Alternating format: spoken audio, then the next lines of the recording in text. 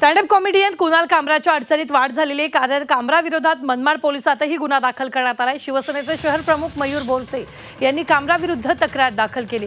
कुणाल कामरा विरोधात नाशिक जिल्ह्यात पहिला गुन्हा दाखल झाला। उपमुख्यमंत्री एकनाथ शिंदे यांच्यावर विडंबनात्मक काव्य करून वादग्रस्त ठरलेल्या कुणाल कामराच्या अडचणीत वाढ झाली असून त्याच्या विरोधात मनमाड पोलीस स्थानकात गुन्हा दाखल करण्यात आला। आमदार सुहास कांतेंच्या वतीने शिवसेना शहर प्रमुख मयूर बोरसे यांनी ही तक्रार दिली आहे। त्याच्या तक्रारीवरून पोलिसांनी कुणाल कामरा विरोधात गुन्हा दाखल केला।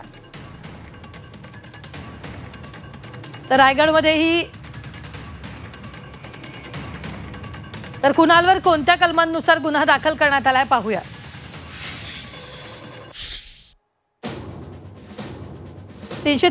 ब सोशल मीडियावर खोटी माहिती पसरवणे आणि समाजात अशांती पसरवणे,